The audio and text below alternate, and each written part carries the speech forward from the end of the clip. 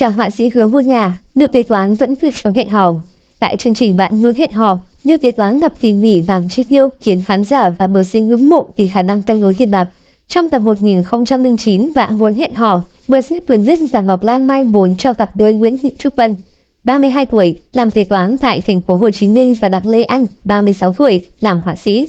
Nói về bản thân, cô gái Trúc Vân nhận mình là người dịu dàng, nữ tính nhưng cũng khá khó tính. Tiếp xúc bên ngoài thì nhiều người thấy em dịu dàng, nữ tính nhưng tiếp xúc lâu lại thấy em hơi khó tính. Đó là lý do đến giờ em chưa có người yêu. Trúc Vân hài hước. Về phần mình, Lê Anh tự nhận là người sống tình cảm, khéo tay nên có thể cạnh tranh, làm thợ mộc, trang trí nội thất, sửa chữa hiện nước. Anh có thể làm rất nhiều việc trong gia đình, không cần người vợ. Về tình trường, nàng gái cho biết chưa từng yêu ai nên mong muốn tìm được người bạn trai phù hợp trong chương trình Mái Mối. Đàn trai có phần mình vươn nhà gái thì có hai mối tình về học trò. Mối tình thứ ba chính là người vợ cũ của anh. Hai người kết hôn và có một cậu con trai. Vì không hợp tính, một người lãng mạn, tình cảm, một người ồn ào, khô khan nên cả hai chia tay. Con trai hiện ở với mẹ là ông bà ngoại. Sau hơn 2 năm ly hôn, anh quyết định lên chương trình Mai Mối tìm bạn gái. Đàn gái Trúc Vân mong tìm được người đàn ông gọn gàng, ngăn nắp, công việc ổn định. Tuy nhiên, cô không thích con trai uống rượu, hút thuốc và cần một người đàn ông sống thực tế, không cần lãng mạn. Đàn trai Lê Anh mong muốn tìm được một người phụ nữ có ngoại hình xinh xắn, dễ thương, biết quan tâm, chăm sóc cho gia đình. Anh cũng hy vọng bạn gái có thể hiểu được hoàn cảnh nghi hương của mình. Khi vừa mời chào, Lê Anh tặng bạn gái món quà, chính là sản phẩm mình từ tay vẽ.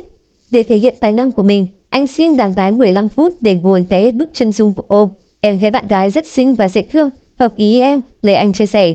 Về phần đề, Trúc Vân cũng nhận định đàn trai là người chín chắn, hiền lành. Em hy vọng chồng em biết chia sẻ việc gia đình với vợ. Vì em làm kế toán, tăng ca nhiều, cũng dành thời gian cho công việc khá nhiều nên không có thời gian lo cho gia đình. Nếu em không ở nhà, em mong người chồng của mình có thể nấu nướng, lo việc nhà giúp em, Trúc Vân nói.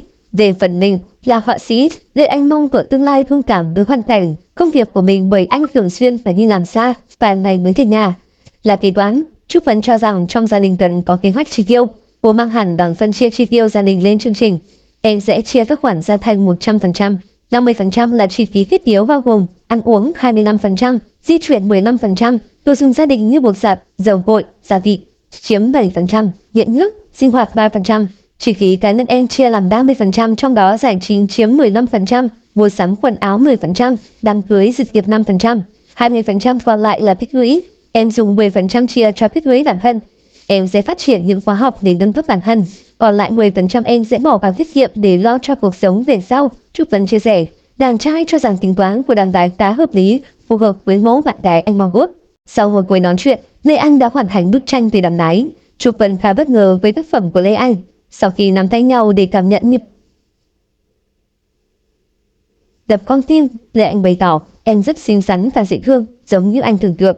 Anh mong hôm nay chúng ta cho nhau cơ hội để tìm hiểu kỹ hơn. Nếu sau này chúng ta có cơ hội nên duyên vợ chồng, anh sẽ cố gắng mang lại cho em hạnh phúc. Dù đàn trai hứa hẹn sẽ mua nhà trên thành phố để cả hai lập nghiệp, tính chuyện tương lai khi về chung một nhà nhưng cuối cùng Trúc Vân vẫn không mừng nước hẹn hò.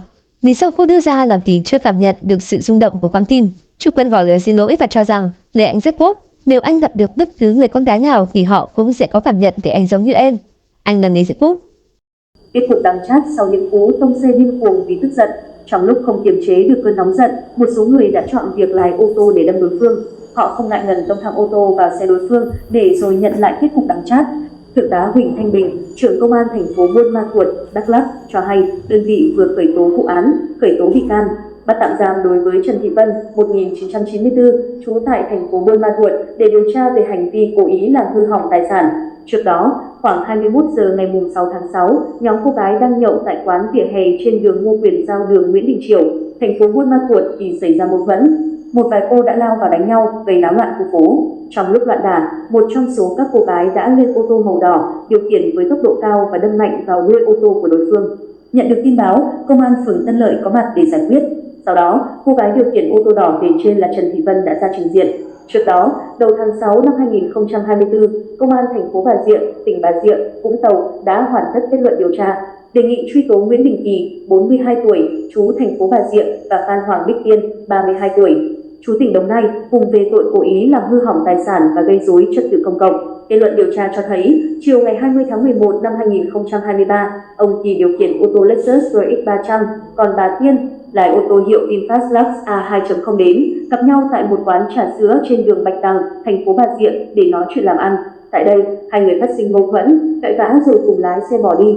Do vẫn còn bực, bà Tiên lái ô tô theo sau xe của ông Kỳ.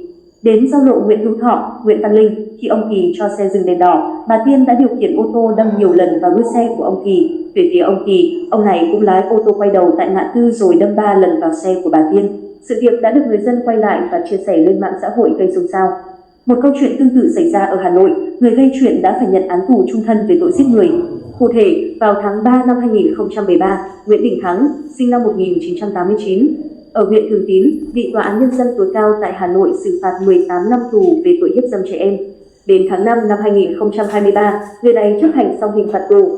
Vì trước đó Thắng có quan hệ tình cảm với chị Nguyễn Thị Tê, sinh năm 1994, ở Thường Tín, nên sau khi chấp hành án tù về lại địa phương, Thắng muốn nối lại quan hệ tình cảm với tình cũ. Tối ngày 26 tháng 11 năm 2023, Thắng đi xe máy từ nhà đến quán ốc của chị Tê ở xã Văn Phú, huyện Thường Tín. Lúc đó tại quán cũng có mặt anh Nguyễn Văn Tê, sinh năm 1990, ở Thường Tín, đang ngồi nói chuyện với chị Tê. Nghi ngờ chị Tê và anh Nguyễn Văn Tê có quan hệ tình cảm, Thắng nảy sinh ghen tuông, dừng xe và đi bộ vào trong quán, gây sự với anh Nguyễn Văn Tê lời qua tiếng lại. Thắng lấy dao gọt hoa quả trong quán chỉ về phía anh Nguyễn Văn Tê và được mọi người can ngăn. Trong khi anh Nguyễn Văn Tê lấy xe máy đi ra tỉnh lộ 427 hướng về xã Hòa Bình, Thắng cũng ra ngoài lấy xe máy đuổi theo. Phóng xe bám theo tình địch đến đoạn đường qua cổng bệnh viện Tâm thần Trung ương 1 ở huyện Thường Tín, Thắng thấy anh Nguyễn Văn Tê điều khiển xe máy đi lách giữa hai ô tô và bị ngã xuống đường. Lúc này, Thắng phóng xe máy với tốc độ cao, khoảng 60 đến 70 km/h, đâm thẳng vào anh Nguyễn Văn Tê, làm nạn nhân tử vong do bị gãy xương ức, gãy xương sườn 7, 8, 9, dập hai phổi và vỡ gan. Ngày 30 tháng 5 năm 2024, Tòa án Nhân dân thành phố Hà Nội tuyên phạt Nguyễn Đình Thắng án tù chung thân về tội giết người, khép lại giấc mơ hạnh phúc bên người tình trong mộng. Nguồn nguy hiểm cao độ. Theo tiến sĩ, luật sư Đặng Văn Cường, dưới góc độ pháp lý, xe ô tô là nguồn nguy hiểm cao độ. Với đặc điểm về cơ khí, kỹ thuật, trọng lượng và cách thức sử dụng, ô tô hoàn toàn có thể gây nguy hiểm cho người điều khiển và những người xung quanh khi vận hành. Ngoài ra, ô tô cũng là tài sản có giá trị, pháp luật bảo vệ quyền sở hữu tài sản của mọi công dân, trong đó có bảo vệ quyền sở hữu tài sản của chủ xe. Bởi vậy, mọi hành vi xâm phạm trái pháp luật đến tài sản của người khác thì người xâm phạm phải chịu trách nhiệm pháp lý.